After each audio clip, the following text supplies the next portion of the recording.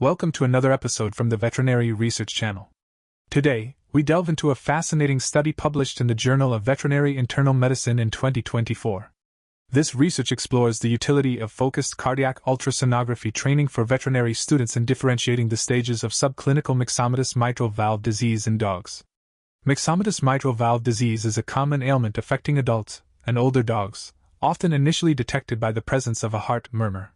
The subclinical phase of this disease, known as stage B, is further categorized into two substages based on the intensity of the heart murmur and whether there is secondary enlargement of the heart, which can be seen on radiographs, and enlargement of the left ventricle and left atrium on echocardiography.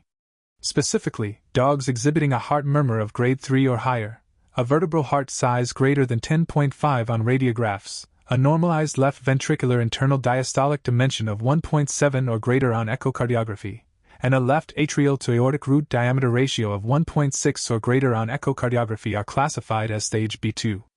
Dogs that do not meet all of these criteria fall into stage B1. This distinction between substages is crucial because dogs in stage B1 face a low risk of developing congestive heart failure, whereas those in stage B2 have a higher risk, often leading to the initiation of long-term treatment with a medication called pimobendan to potentially delay the onset of congestion. 2 of the 4 diagnostic criteria for stage B2 rely on echocardiographic measurements of the heart's linear dimensions. Echocardiography, a specialized ultrasound of the heart, is typically performed by veterinary cardiologists and might not always be readily available, convenient, or affordable for all pet owners. Consequently, primary care veterinarians often have to make treatment decisions with incomplete information. This limited access to echocardiography has fueled interest in exploring other diagnostic methods for assessing heart size. Focused cardiac ultrasonography, often abbreviated as FCU, is a point-of-care ultrasound technique that provides specific and limited information about the heart's structure and function. In both human and veterinary medicine, focused cardiac ultrasonography and related point-of-care ultrasound examinations, such as thoracic-focused assessment with sonography for trauma, are commonly used by emergency and critical care clinicians to evaluate the size and function of the ventricles and atria, detect the presence or absence of fluid around the heart or lungs, and distinguish between cardiac and non-cardiac causes of respiratory distress. Beyond emergency situations, focused cardiac ultrasonography has also been employed in dogs and cats to aid in the detection and staging of subclinical heart disease. Previous research has suggested that focused cardiac ultrasonography performed by primary care veterinarians could help differentiate dogs in stage B2 from those in stage B1 with clinically relevant accuracy. Given this background, the researchers in this study hypothesized that a training program would enable veterinary students, who are still in their pre-professional phase, to accurately obtain measurements of the left ventricle and left atrium using focused cardiac ultrasonography. These measurements, normalized to body weight, could then help in distinguishing between stage B2 and stage B1 in dogs with subclinical myxomatous mitral valve disease. Furthermore, they anticipated that the level of agreement between the students' focused cardiac ultrasonography measurements and the echocardiographic measurements performed by cardiologists would be influenced by previously established repeatability coefficients, which provide an estimate of the range within which repeated measurements by a cardiologist are expected to fall with a certain level of confidence. The primary goal of this study was to compare the results obtained from student-performed focused cardiac ultrasonography with echocardiography performed by board-certified veterinary cardiologists or residents undergoing cardiology training. The study involved training veterinary students in a 2-week clinical cardiology rotation to perform focused cardiac ultrasonography and to measure the left ventricular internal dimension during diastole and the left atrial dimension and aortic root dimension from specific ultrasound views. These students then performed 146 focused cardiac ultrasonography examinations on 48 dogs with subclinical myxomatous mitral valve disease. These dogs had previously undergone echocardiographic examinations by board-certified cardiologists or residents in training. The students were not provided with the dog's medical history or previous echocardiography results, and were given a 5-minute time limit to perform the focused cardiac ultrasonography and record their measurements. The cardiologists, on the other hand, performed comprehensive echocardiographic examinations and took multiple measurements, averaging at least 3 for each dimension. The results of the study revealed moderate overall agreement between the veterinary students using focused cardiac ultrasonography and the cardiologists using echocardiography in categorizing dogs with subclinical myxomatous mitral valve disease as either stage B1 or stage B2. This agreement was quantified using a statistical measure called Fleisch kappa, which yielded a value of 0.54 with a 95% confidence interval ranging from 0.39 to 0.69, and a p-value less than 0.001, indicating statistical significance. Interestingly, the percentage of accurate observations was significantly higher when the heart dimensions were smaller than the established cutoff values, 97%, compared to when the heart dimensions were larger, 54%. This suggests that the students were more accurate in identifying dogs with less advanced disease.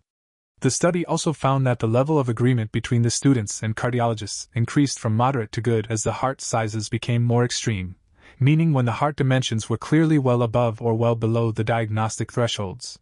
When looking at the specific measurements, the study found moderate agreement between students and cardiologists for both the normalized left ventricular internal diastolic dimension and the left atrial to aortic root ratio. However, the analysis of the differences in these measurements showed that students tended to obtain smaller values for the left ventricular internal diastolic dimension across a range of ventricular sizes compared to the cardiologists. For the left atrial to aortic root ratio, students tended to underestimate the ratio in dogs with smaller left atrial to aortic root dimensions and overestimate it in dogs with larger dimensions.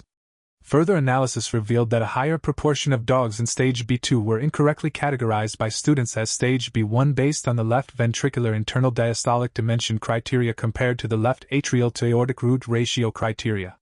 This was consistent with the students' tendency to underestimate the left ventricular internal diastolic dimension.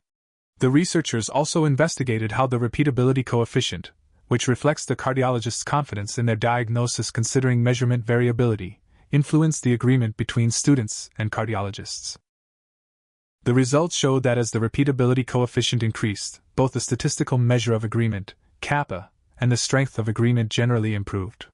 At the highest repeatability coefficient of 95%, the strength of agreement was good, while at a repeatability coefficient of 75%, the agreement was moderate.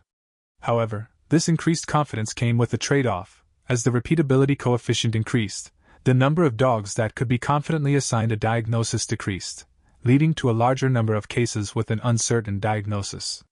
Finally, the study assessed the students' confidence in performing focused cardiac ultrasonography. At the beginning of the 2-week rotation, the majority of students reported low or very low confidence. However, at the end of the rotation, there was a significant increase in student self-confidence, with a large proportion reporting high or very high confidence. The findings of this study have several important implications. The researchers concluded that a relatively simple and brief training program in focused cardiac ultrasonography for veterinary students resulted in moderate agreement with cardiologists in differentiating dogs with stage B1 and stage B2 myxomatous mitral valve disease and moderate agreement for the actual measurements of left ventricular internal diastolic dimension and left atrial to aortic root ratio. This is particularly relevant given the high prevalence of myxomatous mitral valve disease and the limitations associated with the accessibility and cost of echocardiography performed by specialists. The study supports the idea that focused cardiac ultrasonography can provide an alternative way to assess heart size in asymptomatic dogs with this common condition. The study acknowledges the inherent variability in echocardiographic measurements, even when performed by specialists, which can affect diagnostic confidence, especially in cases where heart dimensions are close to the diagnostic cutoff values. This variability was a key reason why the strength of agreement between students and cardiologists was anticipated to be lower in dogs with measurements near these cutoffs. The fact that the strength of agreement directly correlated with the cardiologist's confidence in their diagnosis, as reflected by the repeatability coefficients, underscores this point.